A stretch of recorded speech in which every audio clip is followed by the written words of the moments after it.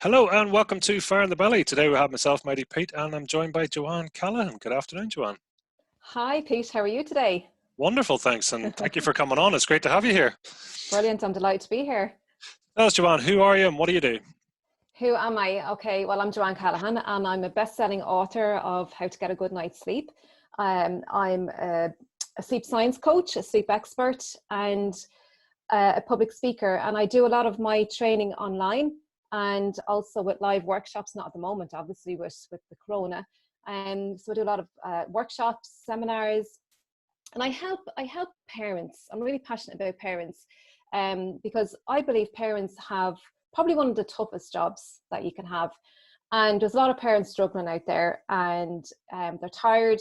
And I help parents to have a healthy and happy life with better sleep and a better lifestyle. So, and in turn, in doing that, you know, they're giving something to their children, and parents are responsible for their children. So that's what I'm really passionate about, is children as well. So the whole family concept, I'm really passionate and I care about that whole area. So that's who I am. Yeah, that's what That's I do. great. I love it. Oh, I can tell this is going to be a great conversation. Good. Yeah, I'm going to take your sympathy because with having three young daughters, baby daughters, it's yeah, sleep is something it's precious.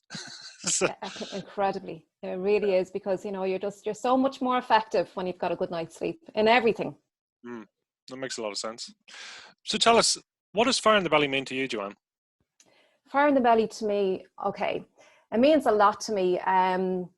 You know, so many people out there who are stuck in their lives, so many people who you know, they're conditioned from, you know, growing up, their parents, their teachers, all the rest, and they're led to believe certain things about themselves. And really the bottom line for an awful lot of people is, I'm not good enough. And that could be many different forms of that for different people. And that's the bottom line. And it prevents people from moving forward. So effectively, you know, people are living in their past, if you like. And for me, fire in the belly is recognizing that and knowing what it is that you want for yourself in your life. You know, what is it that matters to you? What's of importance? What's your core values? For you, not for your parents. There's a lot of people out there, you know, children that go on to study X, Y, and Z because their parents expect them to, or they want to follow the footsteps of their parents. And then when they get their qualification, to realize that's not what's making them happy. It's they've done that for their parents or whatever. But the fire in the belly is going after what it is that you want, that makes you happy, that's going to make you feel fulfilled, that's going to leave you with a legacy when you're dead, something that people can remember you by. And when you create that purpose and that vision, and then you've got to make decisions as well. And decisions is what drives you forward, because there's so many people that don't make that decision and they stay in that bubble, that comfort zone, if you like. It's safe. You don't have to take any risks, but taking decisions, that's all about you have to have fire in your belly for that, you know, to make really, you know, decisive decisions and go after what it is that you want. And it's all about being in action and doing something. And, you know, you could do something that would fail, but in my eyes, that's not a failure. It just didn't work out, but you've learned something from that. You know, you always learn something from taking an action. And so fire in the belly for me is, you know, knowing what it is that you want for you, that's going to make you happy, finding out your values, and, you know, living into the future, if you like, that of whatever it is that makes you happy and that's important, that's really important to you. And that's what it is for me. Well, you've obviously thought about this, and you obviously seem quite developed in terms of your thinking. Yeah, well, I've experienced a lot as well, and you know, really, it's just about noticing and acknowledging, and you know, an awful lot of people beat themselves up, you know, judging themselves, saying, "Oh, why did I do this?" And you're beating yourself up. And when you do that, and I've done it, and I still do it every day, but it's just about catching yourself doing it. And the more you practice it, the quicker and the more often that you'll catch yourself doing it. But so many people sabotage themselves, and again, you're living in your past when you do that. You're limiting yourself, you're keeping yourself in that safe bubble, and keeping yourself safe. So yeah, I've learned an awful lot through my life, and things that have happened in my life. They're all experiences, really, and I don't look at it like what happened to me, because that's victim mentality. So it's all, what you've learned from it. And look, some of the lessons are hard, and life is hard, but it's really about how you perceive life and how life occurs for you, because it's different for everybody. So it's really down to your perspective and your whole mindset, and looking at what can I make possible out of this situation, rather than, oh, look what I'm stuck with type of thing, So yeah, I've had a lot of experiences where I've had the opportunity to look at things in my life. So yeah, Oh well, it's it's going all to be interesting. experience. I'm looking forward to this. So take us right back to on then. So where are you from originally, and your family setup? Oh, I'm from Coolock, good old Coolock in north of Dublin. Um, oh God, I've been living there since I was born, actually. No, actually, I tell a lie. My mother lived in a caravan, a mobile home, before, when she was pregnant on me, for the first. I lived in that mobile home for a year, and then we moved to Coolock. So I grew up in Coolock. I'm the eldest of there's six of us, including me. So we lived in Coolock for, God, 18 years, and I moved out. Yeah, it was about 18 years, and I moved out then. So I grew up, reared, born and bred in Coolock. I'm the eldest of six. I've got one other sister and four other brothers, and I've got an incredible family. They're just incredible. Look, we grew up and we killed each other half the time as well, but we love each other. We always watch out for each other, watch each other's backs. Um, I my father was an alcoholic. He drank an awful lot in the family. He drank an awful lot. But something, through the whole process of life and all the rest, my father was a good man. It was just a disease that he had. But there were hard times, and my mother, all I remember growing up was my mom was pregnant. Every time I looked at my mom, she was pregnant, and she loved being pregnant. And but life was hard. Life was hard for her, rearing all these kids. My dad been out at the pub all the time, very little money. My mum was the hairdresser, and I always remember my mum going missing, for half an hour here and there to the neighbours, and she was cutting hairs trying to earn a fiver, or whatever, to get the dinner for the day or whatever, and we didn't have a car, even though my father was a mechanic, but we didn't have a car for a long time. We did for a couple of years, but a long time we didn't have a car. So I always remember my mum during the summer months buying us a bus pass, a day bus pass or a train pass or whatever, and she'd take the whole lot of us and a picnic, and we'd go off, and we may go up and down the dart line for the whole day, and that would entertain us. And my mom was brilliant. She was brilliant. She just got us out of the house and out into the sunshine, and we went to beaches, and God knows where we'd end up. We used to pick blackberries and raspberries and firewood, and always going to the farm. My mom was a real outdoor person. That's what I always remember. I love about my mother, and she really cared about us. And so that was the kind of family that I had growing up.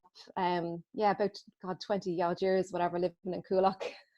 Fair play. You talked about picking berries and stuff. Would your mother have made jams and things like that? Was she? Yeah, my mom was a great baker. I think every mother was back in those days. Hmm. Yeah, the apple tarts and the rhubarb tarts, and but I always remember my uncle having an apple tree as well, and down the country, and she used to come back with bagfuls of apples. She didn't want to waste them, they're all rotten down at the end of the field, and she'd bring home a big bag of apples, cooking apples, and she'd cook them all up, always making apple tarts and rhubarb and the berries and the jam, and yeah, I think, and the bread, so I think in those days, mother's done an awful lot of cooking, and she certainly did, and she was just incredible. My mother was, she really was. But yeah, they were great old times. I remember we used to go to Donabate as well during the summer months. My uncle used to own a mobile home. He had two mobile homes out there in Donabate. We used to go out the train, and that's where we done the berries. We used to pick the berries. We used to go out in the evening time and pick all the berries, and she'd have all the cousins, and God, every gang is what it's like. Going out picking berries, minding us on the old country roads, cars going up and down, but she was brilliant. She was great. Yeah, they were good old times. It's amazing, I mean, to 6 children. Was there much of a spread between you, or? No, there was myself, my brother was a year behind me, and it was about a year, maybe 2 years on average, kind of between us. Now, the last fella now owned, God, can't do the calculate, it was about 5 years in between him and my sister. It was about 5 years or so in between them, yeah. So that was, but the first few, it was like every year, every second year, yeah. So you can imagine my mother with all those little kids running around the place. Well, that's And it. in those days, we didn't have disposable nappies. Mm-hmm. She had to wash them. I remember her boiling them in a big pot and hanging out the nappies, the cloth nappies. Wow. So not only you were having to do the nappies, you were, you know, the baker, the cleaner, the mischief maker, as they say, or the candlestick maker, as they go. Just incredible. A fair play. I mean, got your mother sounds like a very hard working woman. Ah, she's brilliant. She Yeah. is. I love her to bits. She really inspires me. Like, she really does. Yeah, she's still going there. She's probably out doing her garden there now at the moment as we're speaking. Fair play. Always out in her garden. Yeah. Always on the go. So tell me, how was school for you and growing up? Well, school was good. I enjoyed school. I was a good girl. You know, I always got me exams, and I was very quiet. I was very quiet in the class. I had friends. I had good friends, but I was very, very into myself. I was very quiet, and I always remember, was I in fifth class? I always remember the teacher approached me one day. She was very worried about me. I was always very sensitive growing up. And my mother used to always slag me about that, you know, you're too sensitive.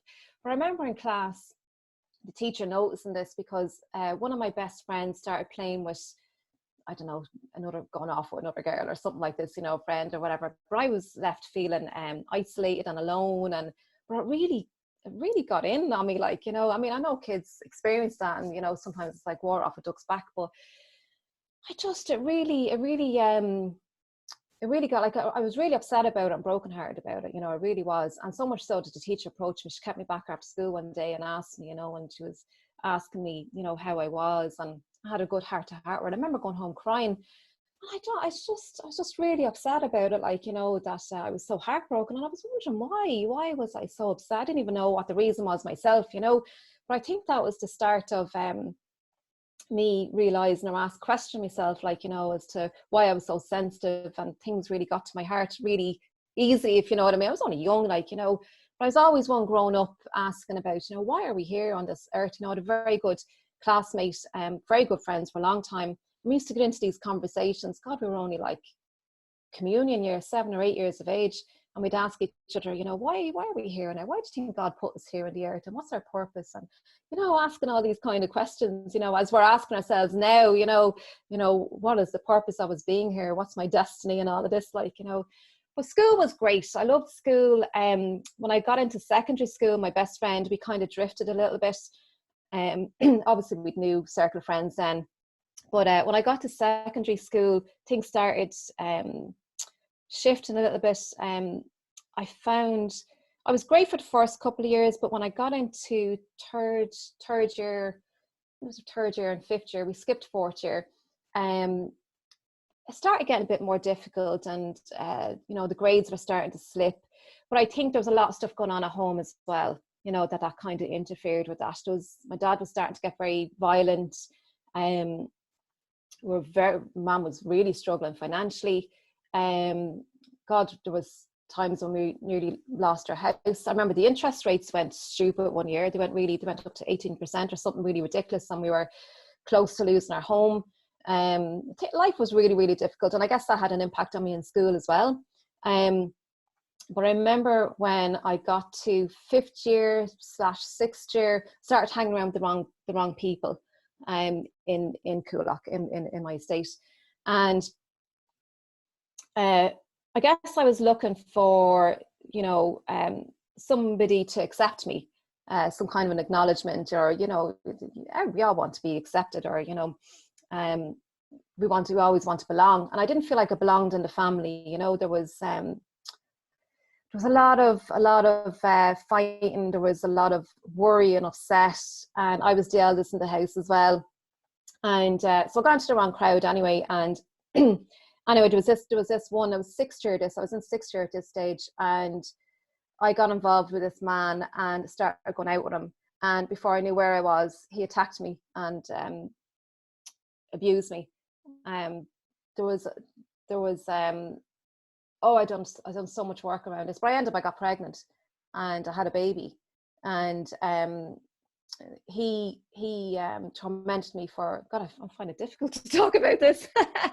He tormented me for a very, very long time, The police were involved, or the guards were involved. I was a minor, so they approached my mother, and apparently the guards wanted to get this person for a long time, and obviously the guards thought this was, you know, if I could prosecute him or whatever, they did have him. So my mum was having none of it. My mum said, "Go away from this door now. My daughter is only 16, and I'm not putting her through this," you know, and told them where to go, because it was like they had their own agenda type of thing. I know they're trying to get bad people and all the rest, but it was difficult. So I dropped out of school, and I was in 6th year, leaving cert year, and I remember the head nun, who didn't very much like me, at least that's how it appeared to me. She came up to the house, she phoned my mother, got in touch with my mother, came up to the house, and basically she arranged for me to come back to school to do the mini leaving cert, and which I did. I had a bit of a bump at this stage, and my mother actually only found out that I was pregnant when I was 5 months pregnant. So this was in the January, and it was January, February that I went back to school, and I sat the leaving cert, the mini leaving cert. And it was so funny because my mum had to adjust my skirt. She had to put an extra button in the skirt and all the rest, so I go into school, and I was trying to hide a big floppy jumper, you know. I don't think anyone noticed. So I sat the leaving cert, and then it was arranged for me to go to a boarding school.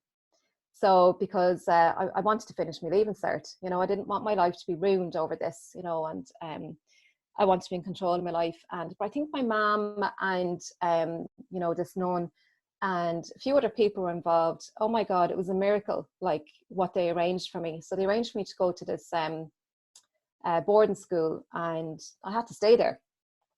And my mum arranged for a youth counsellor as well to work very closely with me, and then there was other social workers as well, because I was a minor having a child, like, so there was all that as well. But I was in that place for 3 months? Yeah, it was 3 months I was in that place, and oh my God, it was like a prison. It was like prison. It was a big, like, convent place, and half of the house was where the nuns lived, and the other half was where all of us were, you know, lots of pregnant underage girls or whatever, or in trouble or whatever. And I always remember there was a smoking room and a non-smoking room, and I didn't smoke, so I was in the non-smoking room, and there was only like 4 or 5 of us there, you know. Everyone else seemed to be smoking, like, you know. And but I always remember we had chores there. We had chores to do every day, and there was a school there, so we had the best thing. It was very well run. We had our own private tutors. Didn't have to pay anything. It was all funded. So I had the best of tutors for my classes. And then we got to sit the leaving cert there as well. And the great thing when I was sitting the leaving cert, you know, you were allowed a cup of tea and a biscuit when you were doing your exam, you know. But I always remember my nanny. My nanny used to live in Wicklow and Blessington, and she was starting to get very ill, but she was staying an awful lot in Coolock with my mum, and she was using my bedroom while I was away. She was always asking after me, "Where's Joanne? Where's Joanne?" My mum didn't want to tell her, like, you know, what was going on. And my nanny had these premonitions. She described to my mum exactly where I was in a dream. She described exactly where I was, the type of chores that I was doing, and all about the schooling. And she described the place to a T to my mother. She said it's a long, dark hallway, and I can see her. She's mopping this very long, dark hallway. That was one of my chores. And my mom was like, "Oh my God." And my nanny was a very spiritual lady, and yeah, like, she had some gifts, my nanny did, you know. And but I sat the leaving cert, and I always remember on the Tuesday, I had my maths exam and my biology exam, and I was sitting the higher level paper in biology. And the head, I think, was dropping, you know, the way the head drops and it engages, like just before, you know, you're ready to give birth, you know. And this was happening. I was in such fierce pain. All I could do was write the name on my piece of paper. I couldn't even read the questions. I was in so much pain. And I got an honour in the honours paper in the mini leaving. So I was well capable of it, you know, but I got no grade. And then I remember on the Friday, I sat my accountancy exam, and this was the last exam. And you were only allowed to go home every second weekend if you were a student. And I was a student, obviously, so I was only allowed to go home, and I had to go on the bus. There was nobody to pick me up or car, so I had to go and get the bus. So I was allowed home. So it was Friday, finished my leaving cert. I said, "I'm getting out of here." I was actually due on the Monday. Was it the Monday? I think, yeah, I was due on the Friday. I can't remember. I was due in around that time anyway, and got on the bus and started going into pain, and I went into labour over the weekend. Just after my exam, I went into labour, and I had a baby boy, beautiful baby boy, on the Monday then. So it was a long hour labour. It was all that false phantom labour stuff and all the rest. And so that was school. That was my experience of school. So I finished school, and nobody in my class was none the wiser that I was pregnant and had a baby. Like, you know, they all thought I was at home studying, you know, because a lot of people dropped out of school towards the end to study, you know, and that was my excuse. So that was school for me. So it was exciting and frightening and all that mixed together. So, but I got me leaving cert and I passed it. So yeah, so I was delighted I sat and did it.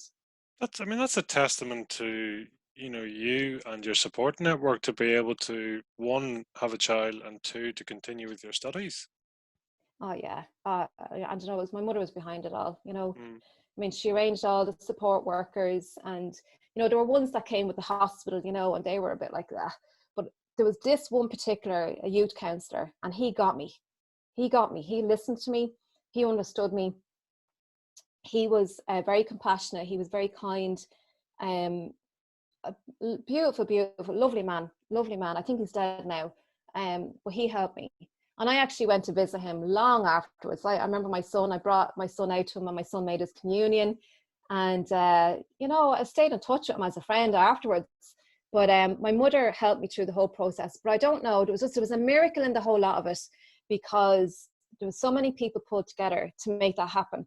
And then to go into labour, like, just after I finished the last exam. And I know that on the Tuesday when I just put my name on the piece of paper or whatever, I wasn't able to physically do the exam, but I still passed the whole overall leaving cert, you know. So it was just a miracle, and the whole timing of it.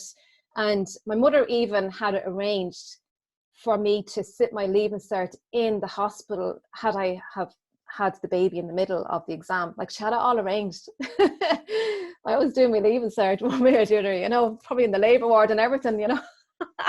Wow. But anyway, so that was. So what age were you then? You were 17? I was 16 and I turned 17 in May, and I had my baby on the 20th of June. Right. So I was just gone 17 when I had him. Yeah. Wow. Yeah. Out of interest, what age was your mother when she had her children? You know, you guys. My mother, God, she was only in her early 20s when she had me. I think she was 20, 21 when she had me. So she was a young granny anyway. Don't ask me to do the maths. But I know she was a young granny. She was 39, I think, 38 or 39 when she was a granny. Yeah, I always remember that, because like, oh my God, that's so young. Now I'm a granny now as well. My son has had his child, well, not him, his wife, and last year. So I'm a young granny as well, but my mom still beat me. She's still the youngest granny. Well, can I ask what age you are, if you don't? Yeah, I'm 40. Let me hold on, my 48. I'm 48. Yeah, I'm 48. My daughter reminded me last week. It was my birthday last week on the 18th. My daughter reminded me. Well, a belated happy birthday. Well, that's great. I mean, it's amazing to see. Did see you missed no time at all, because I'm trying to think. I mean, you know, sort of teenage pregnancies and stuff like that, sometimes we're not handled well, but you seem to have had a very fortunate position, or a fortunate situation, really. Yeah, I mean, there's a lot of shame in people having babies outside of marriage. And that was still around at that time. Like, that was in the 1989 when I had my baby. And there was a lot of hush hush and don't tell anyone. There was a bit of that. And but it was kind of starting to transition, you know, the next few years after that. It started to change, and it was, you know, it was more acceptable, or, you know, lone parents, single parents. And so it was an awful lot of hush hush. And even my siblings, they got a bit of a hard time about it too in school. You know, they got a big, you know, slagging and all that kind of thing. So it was hard on them. And, you know, me being the eldest, there was guilt there. You know, I brought this on the family and all that kind of stuff that was there. And, you know, my younger siblings, to be dealing with something like that, you know, like, bullying is it's just horrendous. Like, you know, it can set you up for life, you know.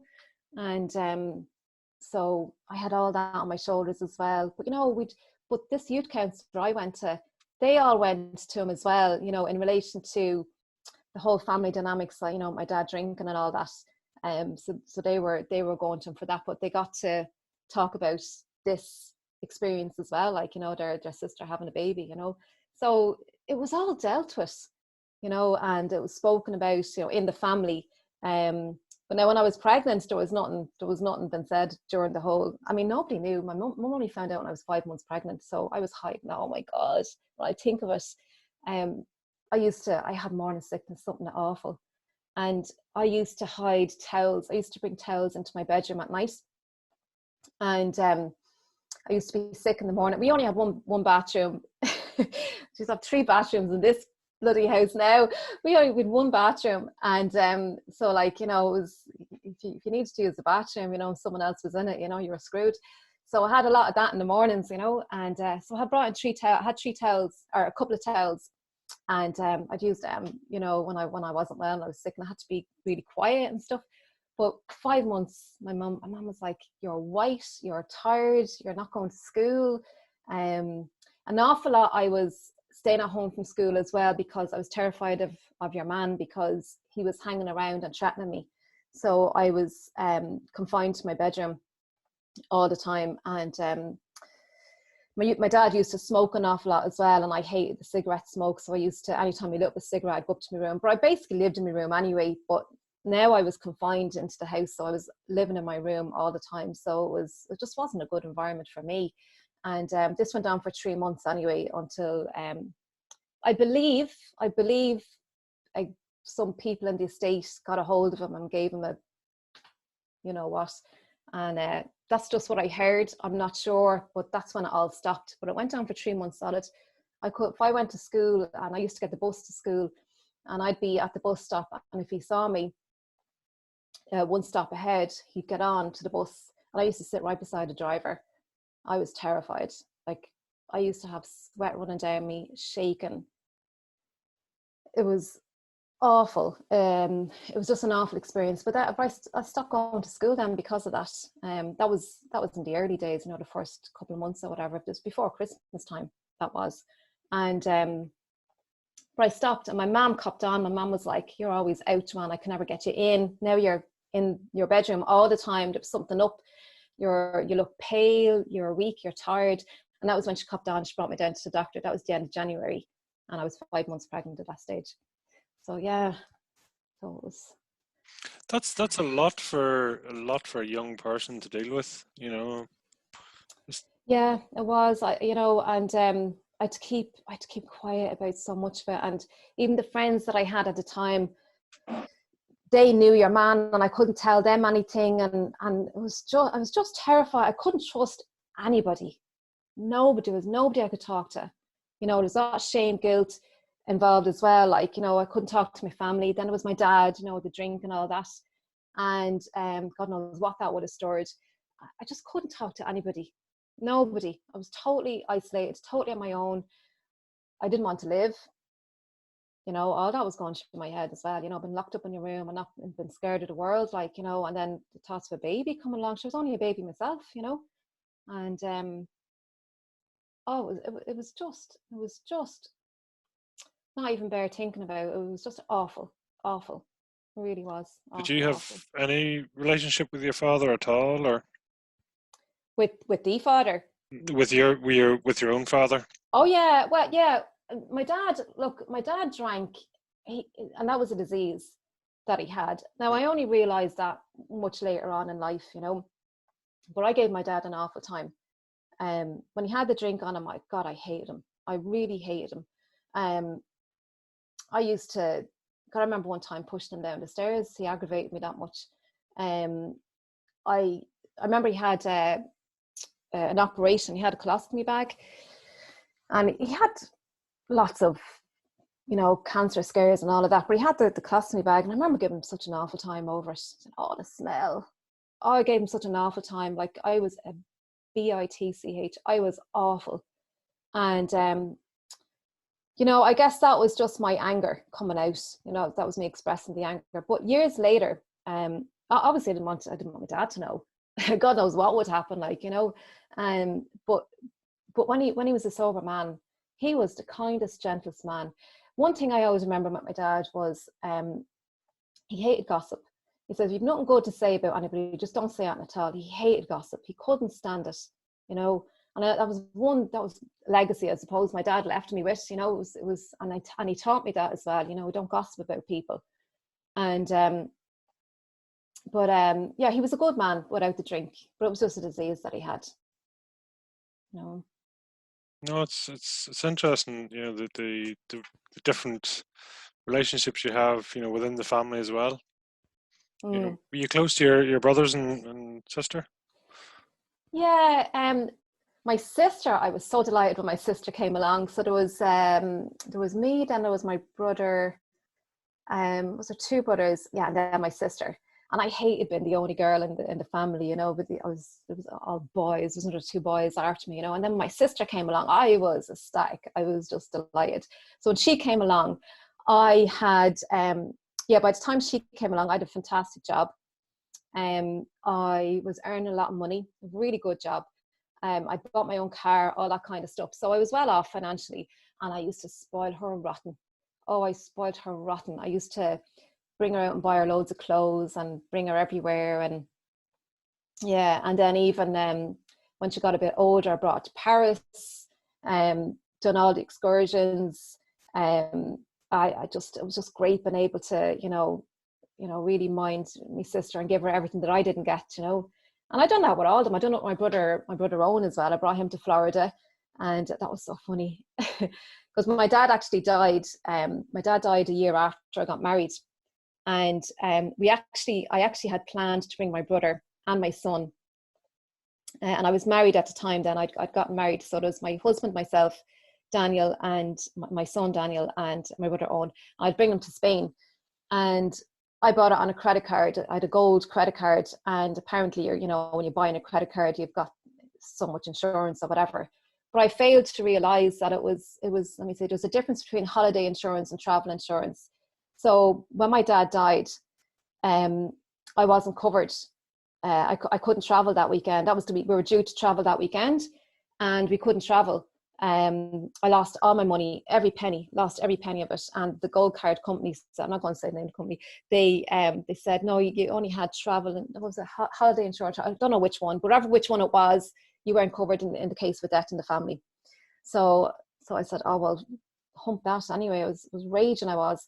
And a month after my dad died, I said, right, I'm going to do something really special, because we were all kind of upset and mourning and all that, as you do.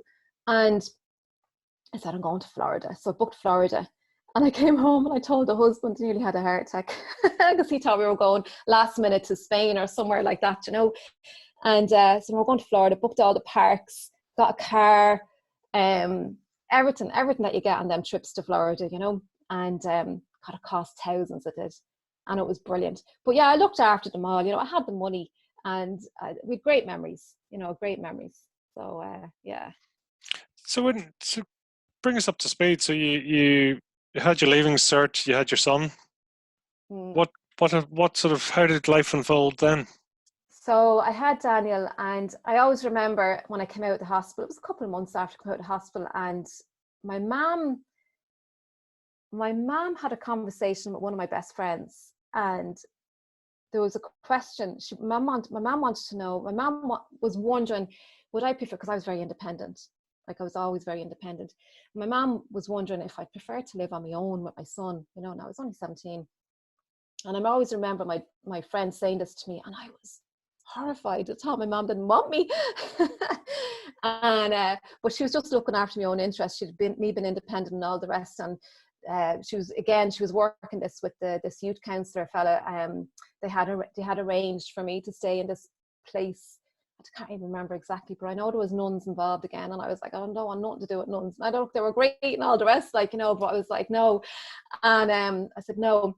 And time moved on anyway, and it was really difficult because my nanny was really sick at this stage, and my nanny was practically living with us. So there was 6 of us, my mum, my dad, that's 8, then my nanny, that's 9, and my son, Daniel. So there was 10 of us living in the house. Is that 10? Yeah, there was 10 of us living in the house. And it was a 3-bed house. And I remember the 3 boys slept in the back room, and my nanny, right? And my nanny, it was 4 of them.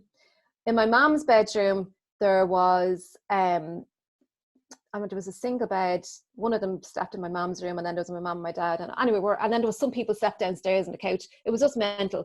So, and then the drinking was getting more and more, and it was starting to get more violent and all the rest. And I remember, Jesus, my mom actually moved to a bigger house. Very, very lucky how that happened. But she moved to, it was just across the road. And it was really funny because I always remember she got all the kids on the road to, she had like plastic bags or whatever with stuff. And it was, I don't know, about 100 trips up and down the road. And she got all the kids on the road to bring a bag up to the new house, you know. And that's how we moved into our new house. But that was great. There was a lot more rooms and that. It was great. My nanny died a few years later. But my dad was getting worse and worse with the drink and all the rest. And I was like, I was working then, and I was working over in Tala, and the M50 was only starting to be built at that stage. And it was a long journey. It was a good hour, maybe hour and a half traffic, all that kind of stuff. I bought a car. So I started commuting in the car, and it was a tough old drive, like, you know, and you had to have your full license to be on the motorway and all of this. So I was driving by 18, I had my own car and all by 18 I was driving. And I always remember with sleep, I wasn't getting me sleep, right? Because my dad used to keep me up till all hours, and I had to go up early the next morning for work. And I always remember I was wrecked going into work. Oh my God. I used to go into the ladies' bathroom. I'd go missing in work, right? I'd go missing. I'd go into the ladies' bathroom and I'd just pull the seat down and close the door, and I'd just snooze for a few minutes in the loo. I was exhausted. You know, when your head's like this, you know, and you're bobbing up and down with the tiredness. Oh God, it's awful when you're that tired. But I was wrecked. I was so tired. I was moody, irritable, couldn't concentrate, all that stuff that comes along, you know, when you can't sleep. But it got really violent as well. I remember there was one night in particular, and it was around New Year's, and my dad had whiskey, and whiskey was the madman's drink, as we called it, the madman's drink in the house, you know. And he had the whiskey, and he went mad this night. And I remember I went to bed early. I didn't really drink that much, and I went to bed early, and Daniel was in his bed, my son, and I remember there was screams coming from downstairs, and I was actually deep asleep, and I woke up like all. And when you're in a deep sleep, you wake up confused and takes you disorientated. It takes you a while, to realize where you are or whatever. Anyway, there's a screaming going on, like horrific screaming. So I went out, and it was my mother screaming for me. Obviously, Dad was up to something, whatever. And I just went into this panic mode. There was something really awful happening downstairs. And I fainted. I collapsed. I just collapsed with a sheer fright. And I woke up, and I remember going into the bathroom and turning on the shower. I don't know what logic was in this, but I turned on the shower because I had to feel the water on my hand. I just had to feel the water on my hand. It was like, I don't know. And I had to open the window and stick my head out the window and just get the air. And panic. I suppose it was a panic attack or something, you know. But I think I fainted a second time. I don't know. I can't even remember. I remember sliding down my wall and falling on the ground in my bedroom. But then, anyway, this is a few minutes had gone past, and I remember being at the top of the stairs. I had to go downstairs to save my mom, like, and I was standing at the top of the stairs, and I literally couldn't put one foot in front of the other. I just physically couldn't move forward, and I was holding onto the wall and going down the stairs. I got down the end of the stairs anyway, and anyway, I saw my dad and my mom. They were in a mess, you know, and Mom wanted me to call the neighbours to have them come over, you know. So I did that. But I remember from that day onwards, my mum had to hold my hand that night going to bed, going to sleep. And I was 21 at that stage. And, oh God, it was awful. I was terrified. And so in that moment, I decided I can't live in this house. I'm not getting my sleep. My health, my son, all this shouting and drinking and all that. I couldn't live in this house. Right? I didn't have enough money to buy a house, you know. And I was like, I can't live in this house. I'm going to have to do something. So I was always a good saver. And I remember I started going out looking at houses just to see what was involved in buying a house. I was only 21, I think, at this stage when I started actually looking for houses. And I remember I went to a few places, and I remember Clare Hall on the north side of uh, where is it, Clare Hall? It's just down the road, just a bit down the road from Clonshock, from Coolock, where I lived. And that was one of the houses that I really wanted. I remember the Beaufort house. I always remember a Beaufort house. That was the name of the house. I always wanted that, but it was £3,000. It was £3,000 too much for me, you know, what I would be approved for and all this kind of thing. But anyway, I found a house in Clondalkin another few weeks later, and the guy said, just give me €40. No, it was €200 he wanted. £200. It was pounds, Irish pounds, to put a sticker on the house. He said, pick out a house there. And I was like, am I really buying a house? And I wrote it in my purse, and I only had €40. And I said to him, I only have €40. He says, and I mean, mom made up the rest. She had I think she had a tenner or something. I put down £50 at the time. It was something like that. I was so short. So he said, yeah, all right. So go on. So you put a sticker on number 18. I put a sticker on the number 18. That's the house that I chose. And I had to give him, make up another £150 within 2 weeks. And I did that, and I saved damn hard. And I always remember going to the bank, to my credit card, looking for a cash advance of £800. I thought I was mad. Like, in those days, you don't get £800 cash advance on your credit card, you know. But I applied for it and I got it, and then I was able to sign the contract, and that was how I bought my house. So I bought my house in Clondalkin, and I moved in. I was 21 when I signed for it and all the rest. And by the time it was ready, I was 22 when it was ready, and I moved in. And then I had, of course, the difficulty of my son. My son had started school at this stage, so I had to leave him finish out the year, and then I had to find a childminder to mind him. So I was working, so I had that then to contend with. So I was so excited. And you know, one of the biggest things I always remember when I moved into that house, all the food in that fridge was mine. All the food. I'll never forget it, because I had a load of brothers who everything, like if you didn't come down and get your dinner quick enough, or the goodies, they were gone. Every single bit. That I always remember that fridge. Everything in that fridge was mine, all that food. It was brilliant. But anyway, that was another challenge I had then, was to wait for Daniel to finish out school and get a childminder. So I did that the following year. So I found somebody, found someone who would mind him, and she lived right beside the new school where he was going to. So that all worked out. So that's how I transitioned from living in Coolock and moving over to Clondalkin. And I lived there for a number of years. And my husband came along. I used to always go over to Coolock and visit them every weekend. I always went over every weekend. And my husband was actually a very good friend of my brother's. So every time I went over to Coolock to visit the family, he'd be there more often. And so we started kind of connecting with each other, and, you know, having the crack and all of that, and one thing led to another. And then I always remember he knocked on my door in Clondalkin one night, and he said, oh, I just happened to be in the area, any chance for a cup of tea? And I was like, yeah, right.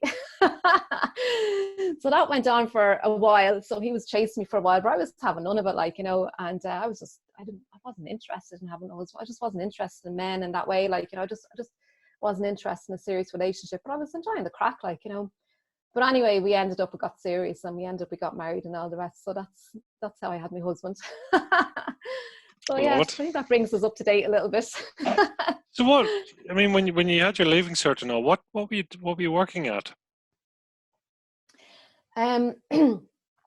So I didn't know what I wanted to do. So I went and done, after my leaving cert, I applied to do, and it was an entrance exam I did in a secretarial college, but it was kind of secretarial / IT website stuff, whatever.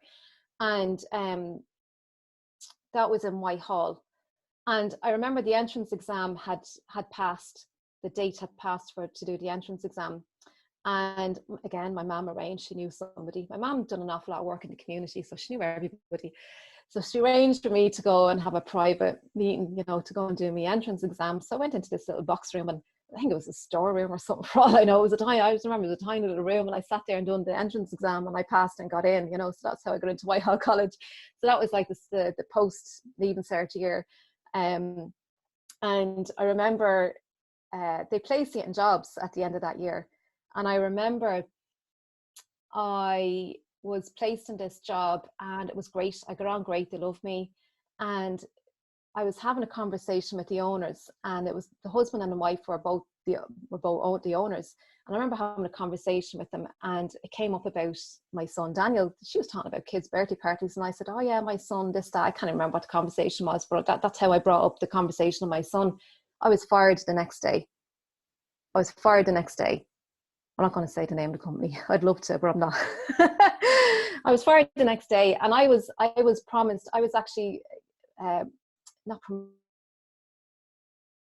promoted. They promised me they were going to have me start doing the payroll. They asked. I went through 2 or 3 different interviews for this job. And when I started working, they said I was going to start doing the payroll the following Monday or whatever. And they were really happy with me. Great reports back to the college. And then this conversation happened, and I was fired the next day. So it was obviously because I was a lone single parent. So yeah, so I was judged. So they made a big mistake, though. I mean, look at the loss. So a couple of weeks later, I went back to the college anyway, and I was heartbroken, hid in the room again. I was like, my life is never going to work out. No one's ever going to accept me because I'm a single parent. And all this was going on in my head. The college whipped me back over, and I had to bring my son. They want me to bring my son. I had a great conversation with them. Oh my God, the support that I got from them. I went for another job in Tala, and I got that job, and I started that job on my birthday, and I was working there for 17 years, and I loved it. I transitioned. I remember I started in the stores department, and I went in my best suit and my high heels, my first day on the job. And I remember my boss saying to me, Johann, you can just wear your jeans and your runners tomorrow. Because it was a mucky old place where I was, it was a little porta cabin in the middle of a stores room, but it was so funny. But I transitioned from that into administration, into loads of different roles, stock supervisor, and then I went into the IT department. The websites were starting to come online then, and the internet around the 1990s, and I was borrowed by the IT department to set up the website and all the products, and I loved it so much, and I asked could I stay on, and he let me stay on. And this IT director was a whiz, and he used to be a teacher in his day as well, and he taught me loads of stuff, like stuff that I didn't even need to know for my job. Like, I was just so curious, and I loved learning. He taught me C programming, he taught me HTML, that's all the website stuff. He taught me loads. He taught me Oracle. We had an Oracle database and an SQL database. I learned all the languages. And I remember I got an allowance to buy books on the company credit card, So I used to go mad buying books. Oh, I used to have stacks of books. Actually, it's only the last 2 or 3 years I had an attic full of all those computer books, and I had to just throw them out. They're all gone out of date because, new software and all the rest. But that was my job in there, and I loved it. And I done very well, and I got leadership roles in there and management roles, and I left off my own accord. People thought I was mad, but I left after 17 years. I left because my husband wanted to have a baby, and for a long time I was having none of it. I was like, do you think I'm a baby making machine? I'm not having babies. Well, like, did you marry me just to have babies? I'm not having babies. And it was a bit of a laugh in the beginning, but then it got serious. It's like, Johann, we're married like 6 years now or whatever. And, time is moving on, and your body clock is moving on, and all of this, like, and can we have a family? So I actually had to go and get an awful lot of counselling for that. And so I said, you know what, let's start fresh. I want my dream house. So I bought my dream house out in Athy, 4-bed, detached house, out in the country. Always wanted to live out in the country. So we did that, bought a brand new car that year, had everything set up. And I left the job off my own accord. And I was like, oh my God, what am I doing? But I really wanted this to be perfect. I wanted to be at home, wanted to mind myself. I wanted to be in control of this pregnancy, and I got pregnant very quick, and it was great. Everything was great, absolutely brilliant. And the baby was due in December, on the 7th of December.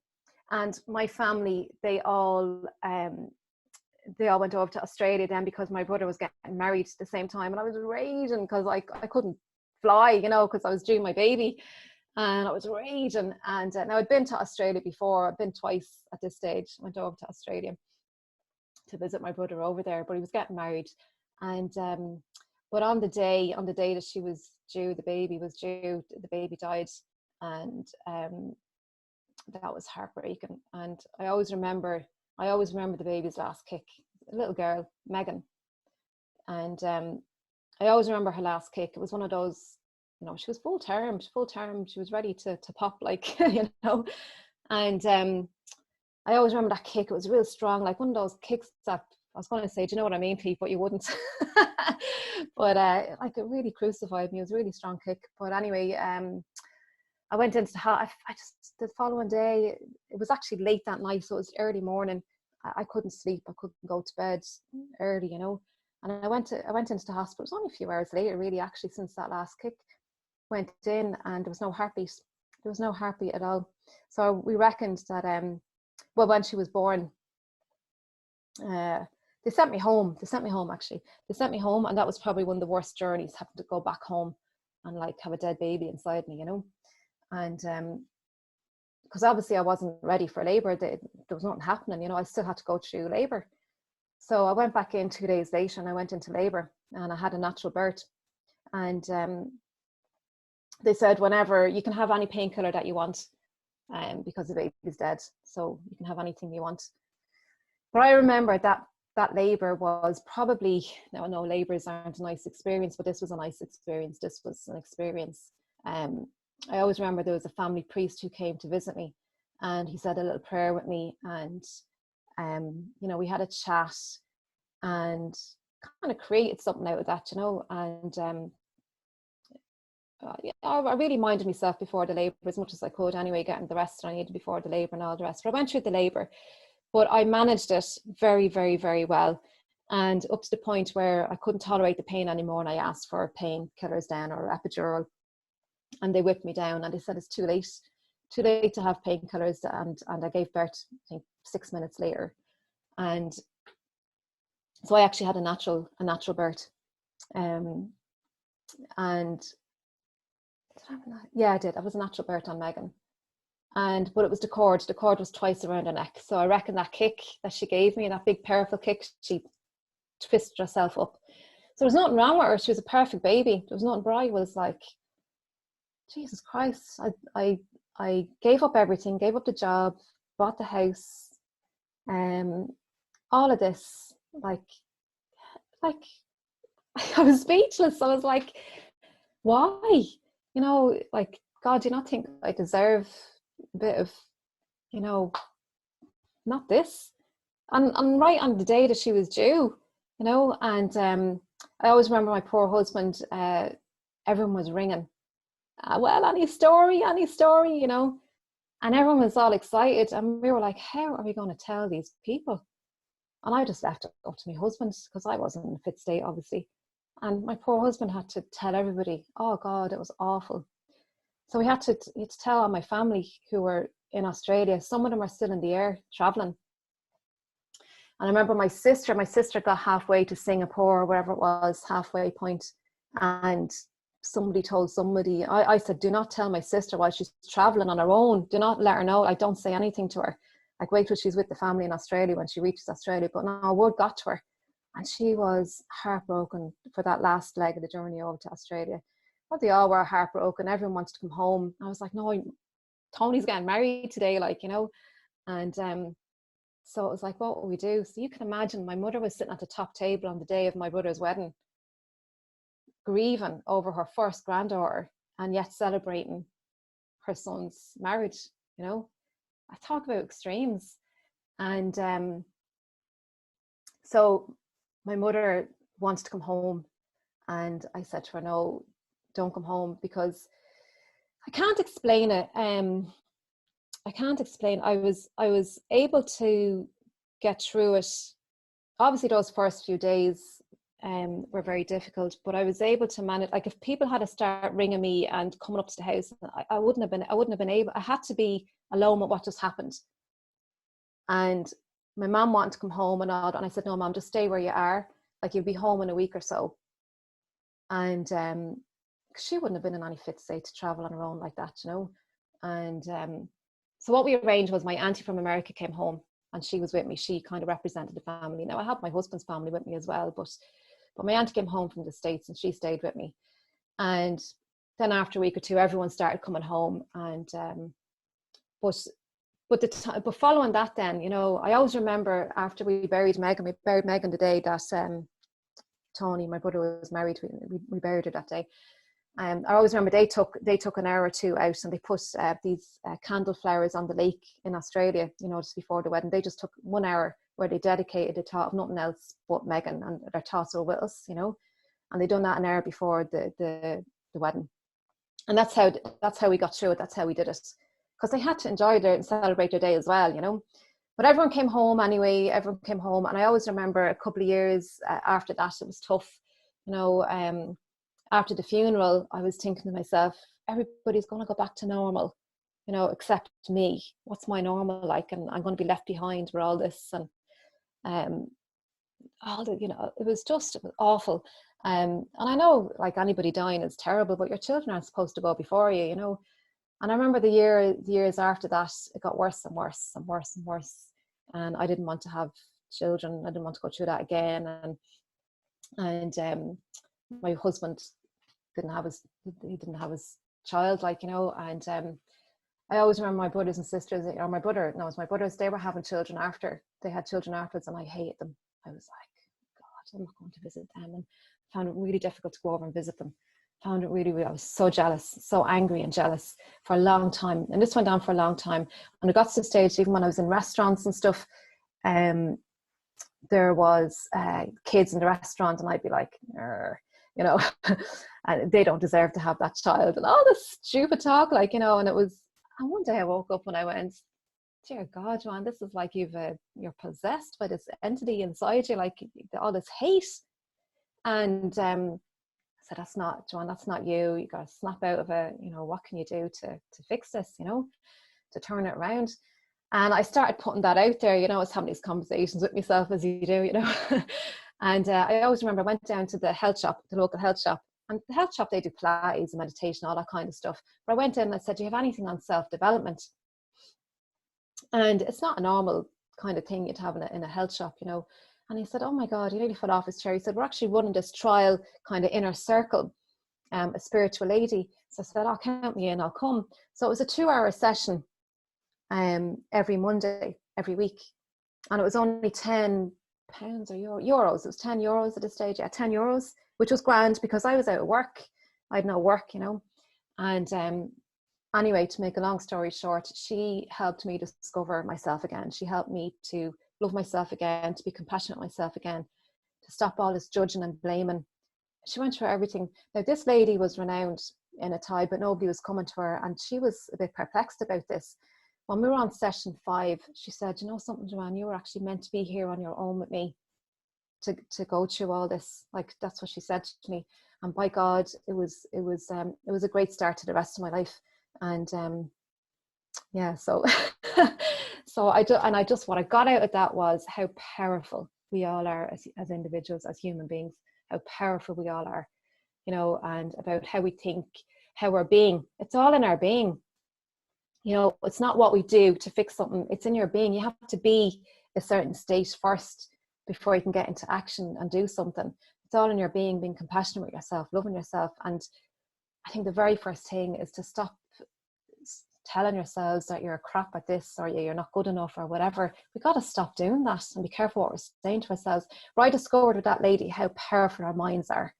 So that kind of brought me up to that point. What age were you when Megan passed? I was 35, yeah. 35 years of age. Now, I went on and had another baby after that, after I got myself together and all the rest. I have a beautiful little girl, Leah, and she's 9 years of age, and she came 3 years afterwards. And the hospital insisted that I have a cesarean. And I was like, oh no, the toss again cut open. I was like, no, there was no way I was having a cesarean. But they wouldn't let me, because because with Megan, when Megan died, the way Megan died, and the anxiety around the last week, they thought that I'd have a lot of anxiety around the last week with Leah, you know, having a repeated episode or whatever, you know. And I knew in my heart and soul that wasn't going to happen. I knew in my heart and soul that there was a purpose in what happened to Megan. With that experience, with that situation, I knew nothing was going to happen to Leah. And I knew that in my heart and soul, and everybody was holding their breath. I remember everyone was holding their breath the last week of my pregnancy with Leah. And I just knew, this is going to be a perfect little baby. Just gorgeous little baby. And I went out working. I went out working when I was pregnant on Leah, and I surrounded myself with people. And the place where I was working, it was like only a small little company, but it was like one big happy family, and it was just what I needed. You know, keep myself occupied, be in communication with people, because there's nothing worse when you're at home on your own looking at the four walls, you know. And yeah, life was great. And at that point I started doing massage and reflexology doing night courses, because I didn't know what I was going to do with the rest of my life at that point, you know. But I was just interested in all this healing stuff, you know. And so I started doing massage, Reiki, reflexology, Indian head massage, aromatherapy. Always loved the oils. So I done an aromatherapy program, IFPA, there's IFPA and NITEC, and the IFPA one. That's more intense, that program, because I wanted to make creams and all that kind of stuff. And I ventured down that road. I made a load of creams. I still do a small little bit of them, but Leah Aromatherapy Skincare was the name of the brand, and made loads of oils and creams and all that kind of stuff. And then where the sleep came in, which I'm sure you're probably going to ask me, is the sleep came in. I came across Pat Slattery, who was my mentor, and he said to me, Johann, you've got to write a book. And I was like, what the hell am I going to write a book about, you know? And Donna, his partner, helped me out on that as well. She ran a workshop on writing your book. And she said to me, what's the biggest pain point your customer? What are people talking about? What are people complaining about? And I said, Shani Mac. And I thought back to all my consultation forms, because I was doing the massage work then, you know. And I remember just so many people complaining that they're tired, they're irritable, they're not sleeping great.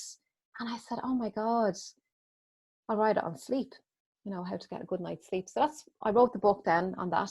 And when I wrote that book, I discovered, oh my God, all the different processes in the body that are, you know, that benefit from sleep, you know, and on all different levels, you know, mental, physical, emotional.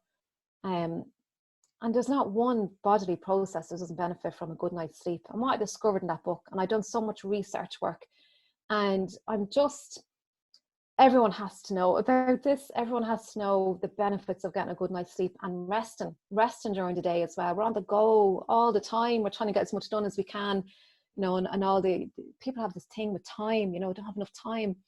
But it's your perception of it, you know, and what you make of it. Is like everyone has enough time. It's just down to your perception, and again, you know, how the mind thinks and what have you. And but that's how I got into sleep, and working with Pat. And I done my first public talk with Pat as well. We done like a joint venture together. I always remember doing that. He said, yeah, we're gonna put on an event. And I was like, oh, holding my breath, like, you know. And but it's something I always wanted to do, public speaking. But I always remember on the morning, and I organized it myself, you know. It was like a biz expo kind of thing, you know. We had other stands and other people exhibiting, and I had talkers on the day as well. And on the morning, I was sick to my stomach, as you would be, and didn't sleep all night. I was worried and nervous and everything. And I was late at this stage. I was late, and I'm the host, like, and I'm the one after organising. And Pat was there, you know. And he rang me and he said, Johann, where are you? And I was like, Pat, I can't do it. I'm not coming. I can't, Pat, I can't. And he said, Johann, get into your car and drive, and I'll see you in a half an hour, right? And I said, right, okay, he's right. I put too much work into this. no, I'm not giving up on my dream. Got into the car, didn't think about it, because when you start thinking about it, your mind's going to talk you out of it. So I got into the car and drove, and I got there, and I had a couple of bananas, right? Because that's all I could eat was a couple of bananas, you know. And I got on stage, done a little bit of, you know, energy work or whatever with a friend, grounded myself again. And I got on stage, and I aced it. Now, it wasn't perfect, but like, I aced it as far as I'm concerned. You know, it was brilliant. And one of the things that I wanted was to have fun, to enjoy it and have a bit of fun. And I did. And it was just an incredible day. And that was my first public event. So I'll never forget it. Never forget it. But I joined Toastmasters since to help me with the public speaking. And I've entered competitions. And, you know, the more you get up, even when you go to these like BNI meetings or any of these events, you know, networking, you do your 60-minute pitch or whatever, and any opportunity you have, just get up and talk, because, you know, it's a skill that you learn, and it's not in reading books, it's getting up and doing it, you know. It's the same with everything, you know. And so that's what has me where I am today. And I love the whole concept of sleep, and you know, living a holistic lifestyle and how you are during the day. And I always say to people, you know, your sleep begins from the time you wake up, because it all depends on how you are during the day. If you're having a stressful day, you're not going to sleep well at night. So it's everything. It's not just sleeping well at night, it's how you are during the day. It's your whole lifestyle and everything that you're doing, exercising, eating well, you know, nurturing your body with all those different things. So I just love it. And the fact that, you know, we can do this ourselves if we have the information and the knowledge, and then apply it, because it's obviously in the applying where you get the results. So that's what I'm about. I'm up for empowering people. You know, doctors and nurses, they all have their place, but there's so much that we can do, and we just give our power over to these people just because they're a qualified doctor. But, you know, we can be our best doctors too, you know. And everyone's an individual, and it's really all about the individual, knowing yourself, knowing what your body benefits from, and what it is that you like doing, because there's loads of different modalities out there, and they're not all, you know, one's better than the other. It's what you enjoy doing as well, and you feel you're getting the most benefits. So that's why I teach an awful lot and educate people and empower people about sleep and living a holistic lifestyle. And then coming back to families, I'm really passionate about families, because that's the hub of, you know, that's the starting point of where you grow up. And, you know, your family and your upbringing really makes you who you are. It's the foundation of who you are, really. And parents have a massive responsibility when it comes to their children. And children don't learn from what you're telling them what to do. It just goes in one ear and out the other, you know. They're like sponges. They learn from seeing what you're doing and how you're behaving. So that's why I like to empower parents to be the best that they can be. Because when they're in good form, when they've got energy to play with their children, that's all going to have a massive impact on their kids. So, but that's where my passion lies, in families. It's great. Just, you know, you mentioned, then you talked about knowing yourself. How was that process for you? Knowing yourself. Oh, well, we're all conditioned, you know, from the time we're a baby. When we come into the world, we're perfect. And as time goes on, we learn things, we're conditioned, you know, from our parents and then our teachers and society, our friends, social media. And this is how we learn. This is how we learn how we're conditioned. It all goes into the subconscious mind, and the subconscious mind is where the majority of where we operate from is the subconscious mind, and it's the quickest part of the brain. And the reason, you know, the subconscious mind, it helps us in a way, but 75% of what we have in our subconscious mind is negative, and an awful lot of it is all the conditioning. So it's a matter of unlearning those bad habits, if you like, and those bad conditioning. Like, some of the conditioning may be good, but majority of it isn't. And it's about learning, you know, what it is that's not serving you. So for me, I had to go back. I've done several different programs, but I've had to go back and discover why I act and behave in a certain way in response to when something happens. And there's some instances from when I grew up, like there's some violent times with my father that I seen. And one of the things that I decided was, I remember shouting and screaming at my dad one time to leave my mommy alone, because he was hurting her, and he didn't hear me. And I decided in that moment that no one will listen to me. No matter how loud I shout and all of this, no one's going to listen to me. I'm not important. And I carried that through my whole life. And another thing that I decided as well was no one's going to hurt me. Nobody's going to hurt me. And I actually can see now, and it's only when you go back, because this is what's implanted in your brain. You have to experience it. I put brick walls up around me. I didn't trust men for a long time. Like for a long time. Like men were just trouble, you know, and stay away from them. And I, even in my marriage, putting up brick walls and steel walls.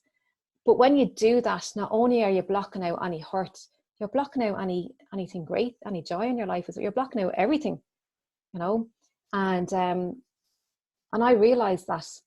So am I answering your question? Is that what you asked me? How do I discover myself? Was that what it was? Yeah, and knowing yourself. No, it's like, yeah.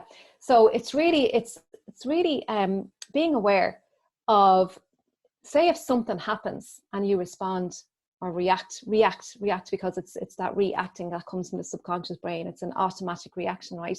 And the subconscious brain works quicker because it's your safety. It's part of the primal brain. And but when you're aware, or you ask yourself, why did I just do that? What made me do that? I mean, you sit and think with it and be with it and just accept it, and maybe meditate on it, whatever, you know, and the answers will come. It will bring you back to somewhere, and you may find that you operate in that realm every time a certain occurrence happens. And it's just profound, like, you know, how the brain works. The brain's just trying to keep you safe. But it's a matter, as I say, 75% of what we have in our head is negative learning. So we need to unlearn that and relearn it, and, you know, that them neural pathways, get them stronger. And that's why we do these affirmations and all that stuff as well. Like, you know, it's just profound, you know, and visualizations as well, and living into the future rather than living from what happened in the past. It's just profound. It seems like there's been a number of sort of turning points, you know, even there, the support that you got, you know, really when, you know, back when you were 16, support again that you got then, you know, it's sort of around 35 there after Megan. You seem to have had sort of been fortunate or in the right place to get support you needed. Yeah, do you know, like with Megan, it's all energy. It's difficult for some people to get it, but it's all energy. Like, you've got to ask yourself the questions. You know, like with Megan, when Megan died, I said, why me? Why did this happen to me? Like, really and truly, why? I've been through enough. And then that question is going to lead to something else. Your brain is going to go off and search for that answer. It's going to keep searching. That's what's happening in your brain when you ask yourself a question. It's just mad. But but see, because I was asking those questions, I didn't even realize at the time now, to be honest with you. But I always knew that there's something bigger and better out there in the world. There's, you know, I'm an incredible person, and I'm not living into that, you know, like I knew that that's what was going on, and was soul searching, I suppose, you know, because it just didn't feel right the way life was, you know, and I always felt there was something bigger, and I still feel there's something bigger even still to come, you know, and I know that's there. I can just, sometimes I get excited about it. I don't know exactly what it is, but it's there. It's there in my future. It's coming towards me. But you have to ask the questions, and have that, and start that dialogue in to find the answers. And then when you're putting that out there as well, it's energy. Words is energy, and you seem to attract the right people. You notice them. It's like, you know, you're buying a car, and you know, I have a Toyota Corolla, so, you know, I got, yeah, I'm going to buy this Toyota Corolla, and it's going to be this year car, whatever. That's in your mind now. So all you're going to notice on the road is that type of car, right? So you're going to see that. So when you're asking the questions and you're putting questions out there, you're putting it out there into the field, if you like, and the reticular axis, whatever, the RAS, the back of the brain, this is what notices. It's the antennas are up now. So you're going to notice, or something's going to come back. They're going to pick it up, what it is that you're looking for. That's how it kind of works. I know it sounds weird, but it's all energy. It's just all energy.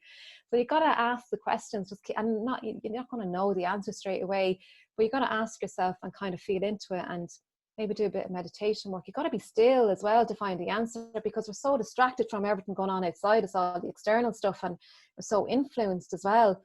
So yeah, questions. Just ask the questions.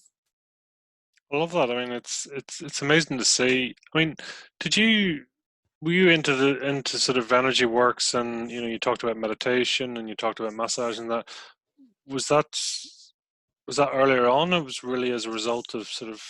I was always a sensitive person growing up, and that was seen as kind of a weakness. You're too sensitive. My mother, my mom does slag me sometimes still to this day, but because she always used to say, "Oh, Mom, you're so sensitive," and that used to rile me up. Like, it really irritated, it grated me, like. And but when the sensitivity, I suppose, that was always there. You can have an overactive nervous system, if you like, right? And it's good and bad. Like, when you're sensitive, you can pick up energy. Like, I know if someone's in bad form or good form just by walking through. Most people do, but like, I can tend to know what's going on. I can tend to know if somebody is angry or sad, or if there's something going on with them. I can tend to pick up on it, right? And I can feel that, and that's part of being sensitive. So it's good in some ways, and then in other ways it's not, because if you don't mind yourself or protect your energy, you can get caught up in those people's emotions and stuff. Like, at Christmas time, I can't go into a busy shopping centre. It's too overwhelmed for me. It's too, like, there's too much going on. I can't wait to get out of the shopping centre. I can't do shopping centres when they're really busy.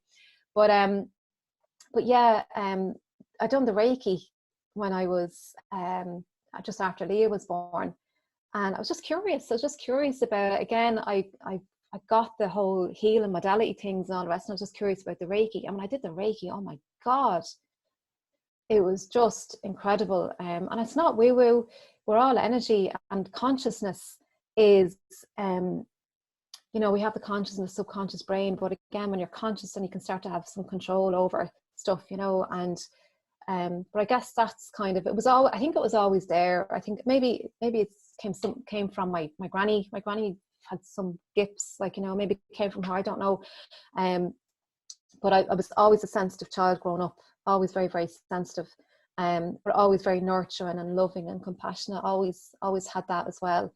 And I guess that's probably why Megan maybe affected me so much. I don't know, but there's definitely something for me to see and to grow from that experience. And an awful lot of people wouldn't get that. But I definitely, for a long time now, I didn't, but I did get that. I'm very grateful for that experience of now I miss her every day. I have her pictures up. I have pictures here in this room of her, and all over the house and stuff, and I always remember. But I see it as a gift, as part of my growth, I suppose. An experience that I could learn from. Would you describe yourself as intuitive? Yeah, I would. Yeah, I've done an awful lot of work with Heidi Sawyer as well. She's an sensitive intuitive. I've done a lot of her workshops, live and online. I've been to her in person, and she's helped me with an awful lot of stuff too. And in fact, actually, she has a testimonial on the back of my book as well. She actually gave me a testimonial for my book, which was brilliant. And actually, I'll tell you that story. I remember my book when it was almost ready, and I had to have it in for edits on the Monday, and it's Saturday now, right? So it's Saturday, and I had to have my book in for edits on the Monday. And I was cooking dinner, and something came in my head: send an email to Heidi Sawyer and ask her for a testimonial. I was like, but I had to have it back by Monday. This is a conversation in my head now, right? And I said, but I have to have it back by Monday. I have to have everything sent in, everything finalized. Just no, it's Saturday. And what was that mean? Like, no, go and send an email to her. I was like, okay, all right. You swear I was mad. So I sat down at the computer and I sent an email off. And I'd say within 2 hours, I got an email back from her assistant or whatever, and I know her assistants because I've met them in person as well, got an email back and they said, Heidi doesn't normally do this, but she wants to make an exception for you because she wants to help you. And she said, just write out a couple of things, and she's really busy at the moment and she doesn't have time to read your book. So write out a couple of things and we'll choose something from it. And that's what I did. And I got it back and got it approved and had it in for the edits on the Monday morning. So it's like, oh my God. So yeah, that was the story about Heidi. Yeah, I love Heidi. She's great. Must have been a very proud moment then, to pull the book together and for that to come out for you. Yeah, it was. It's something that I never thought would happen. And it's funny because for a couple of years after Megan died, there was something there about me writing a book, and writing a book, and it just never happened. And then when I went to Pat Slattery, and he said, right, you got to write a book, and it's a business card on steroids and all of this, and raise your credibility and what have you. And I was like, yeah, I can do this. And I went to Donna's workshop and I really participated in her workshop, got best value out of it that I could, asked all the questions, really got myself set up, and I was straight onto it after that workshop. And that was in, I think that was August, September, the workshop was, and I had the book written. I went on it. I'd done an awful lot of work for the first couple of months after that. And I remember Christmas, I just took a lull and I stopped for about a month or two. And then I went back to a mastermind, and there was a girl on the mastermind who was very close to finishing her book. And I was like, oh no, Johnny, I have to get back and get your book done again. So I did. That was in around February. And I had it completed in the June of that year. So, and I only experienced writer's block maybe once. But when I was writing that book, geez, you had to tear me away from it. I could have kept on going with it, but I had to stop.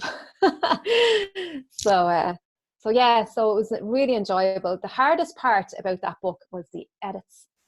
Oh my God, doing those edits. Janie Mac, I think there was about 12 different versions. Yeah, there was 12 different versions of that book going back and forth. And I was like, oh, please God, let this be the last one. But yeah, that was like, oh my God, can I just get the book published already? So the editing was the hardest part, really, I think. So when did your book come out then? It came out in, what's it now, 2017? Yeah, 2017 it came out. Mm-hmm. That's great. So I'm actually just checking. It was 2017. Yeah. So yeah. Give us the proper title. How to Get a Good Night's Sleep. Love it. Yeah. Available on Amazon, I'm sure, and all the It's usual. on Amazon, yeah. It's on howtogetagoodnightsleep.com. And actually, I'm doing an offer at the moment. When you buy the paperback, you get a free copy of the audio. So I just finished the audio there. So, yeah, that was funny doing that audio. Oh my God. The last day that I promised I'd have that book out, it was stormy weather. And all the vents in the room were all blown, and Janie Mac, I was like, what am I going to do? I had to go up to my landing. My landing is I was telling you before we started recording, the landing is the only quietest place in the house. And I had to put blankets up to, dampen down the sound. And if you had seen me sitting underneath the ironing board nearly, but I finished it anyway. Yeah. I love your sort of can-do attitude, and like, because really you've come from virtually nothing, and you've been through several big experiences, but yet you've found yourself in a very successful position. Yeah, and it just, it's just, again, it's up to you, really, and you're the only person stopping yourself. And there is times where I'm blocked. And when I notice that, I get onto a call with somebody, or I have a coach at the moment in a program that I'm doing. And if ever I feel blocked, because you know what happens? You get blocked, right? And your power is taken away from you. Your power, when you're not in your power, and you're feeling not good enough, right? All that stuff comes back again. So whenever I'm blocked, I get on straight away and have a chat with them, clear up. There's always something that, where you're out of integrity, or something where you've you've done something that you shouldn't have done or whatever, and I get it cleared up and I get my power back again. But now it took me a long time to notice that, you know, that there was something out, or, you know, I've lost my power, or it's a funny way of thinking, you know, but you know, when you've lost of power, you're just sitting in the dumps and, oh, I can't do this, and oh, I'm not going to bother. And you're not going to go on calls that you promised to go on and things. And I have done that. And that's what it is to be human, you know. But it's when you notice that your power is gone, that you're deflated, you know, that's when you kind of say to yourself, you ask yourself the question again, or go on and have a conversation with somebody. You don't know exactly what it is, just have a conversation. You say how I'm being, it's all in your being. I'm being this way, you know, and so how else can I be to get my power back? I want to be courageous, or, you know, what can I do to be courageous? You know, because it's all in how you're being. Because when you're being a certain way, then you can act then. So you have to be a certain way before you can act powerfully, you know. But it's mental, like it's just. But I have to.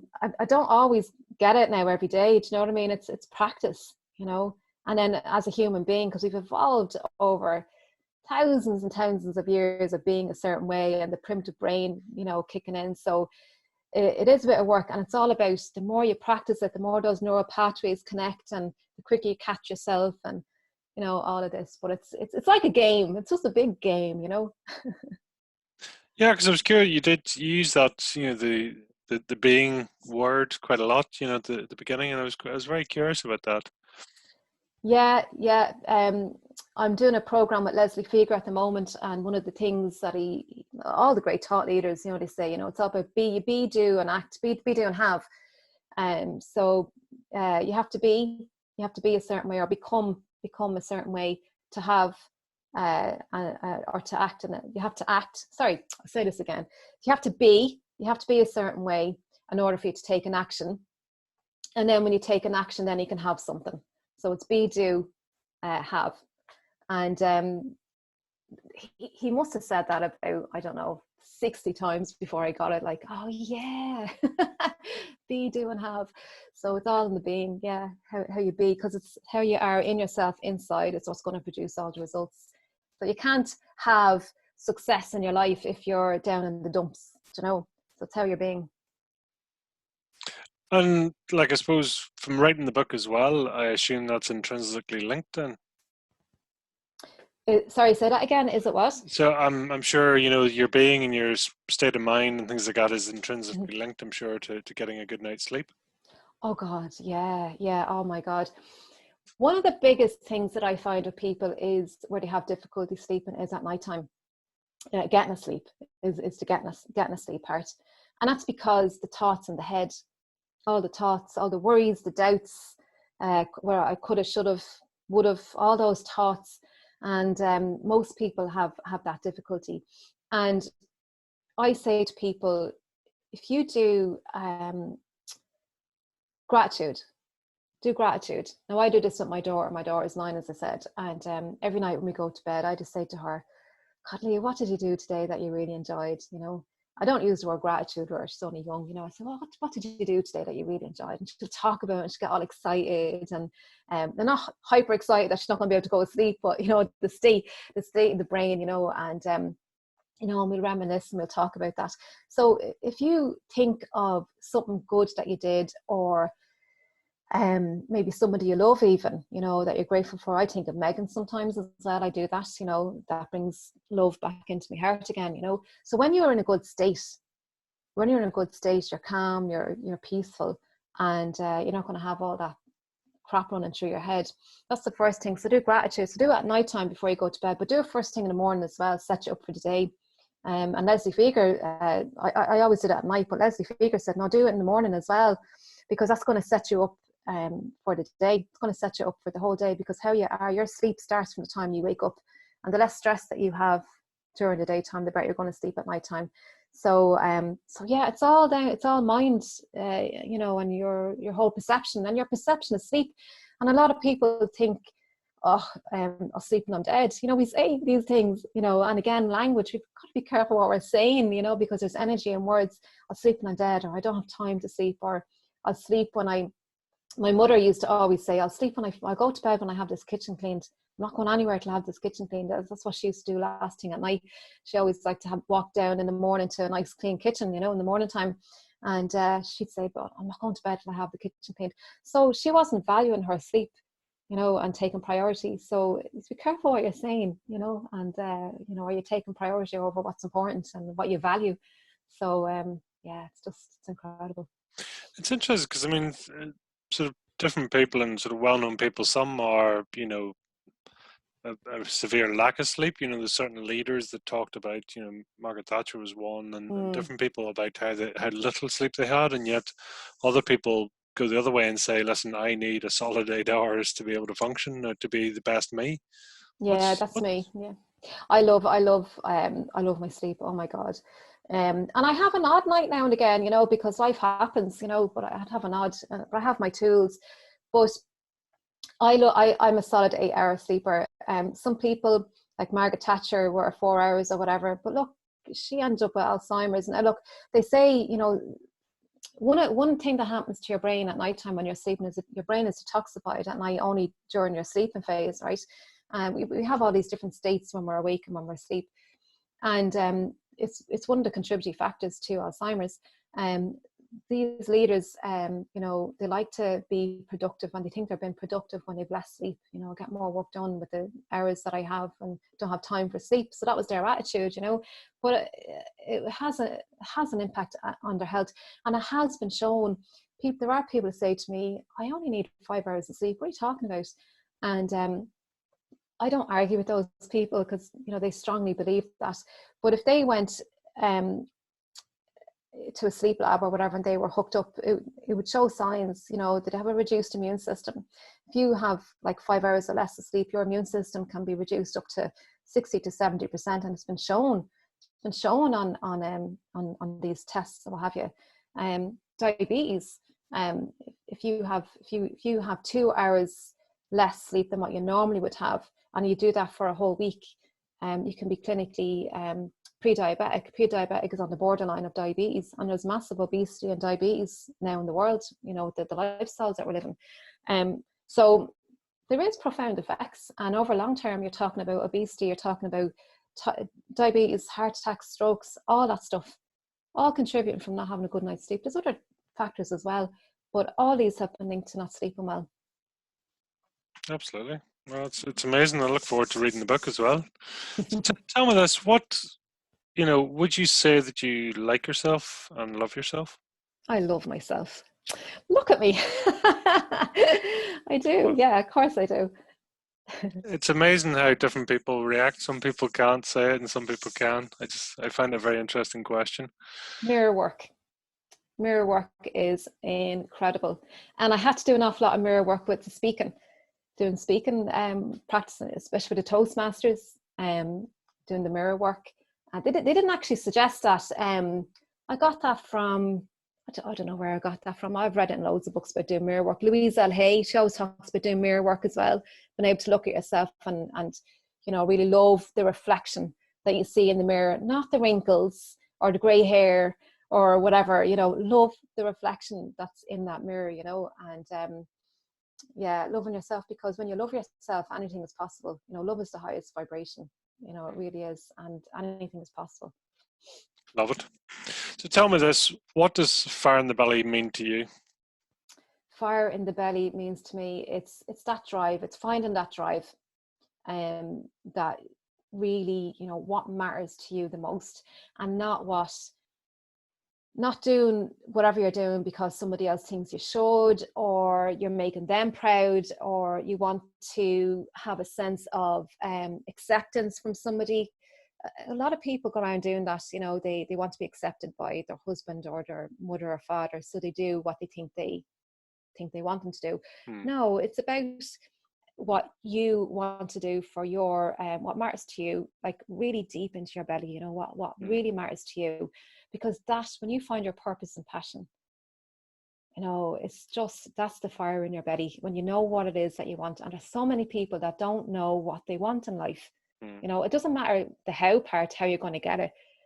It's knowing what it is that you want, that will satisfy you, that will fulfill you, that matters to you, that you really care about and that you value, and you're going to prioritize and going to do whatever it is to make that happen. And that's the fire in the belly for me. I love it. Your passion and purpose, and it's great to hear. It's great to hear you speaking with such passion. So, it's brilliant. Think and Grow Rich. Yeah, it's. I was going to say read that book. Everyone should read it. Think and Grow Rich. It's available on audio on YouTube. Yeah, it's a fantastic. I think it's a must read or a must listen, whatever, for everybody. Yeah. Napoleon Hill. I have a copy here, right here beside me. Yeah, brilliant. So it's great. So now, listen, Johann, it's been fantastic. Thank you so much. How can people get a hold of your book, or have you website or details? Yeah, howtogetagoodnightsleep.com is where you can get the book. And anyone who listens to this podcast, just mention when you buy the book, I'll send you a free copy of the audio. JohannCallaghan.com as well, and I'm on Facebook and LinkedIn and all that. Just search for Johann Callaghan and you'll get me there. Yeah, great. Super. Listen, Johann, thank you so much for your time. I really appreciate it, and look forward to catching up again soon. Thank you so much. Have a great day. Thank you. Bye now.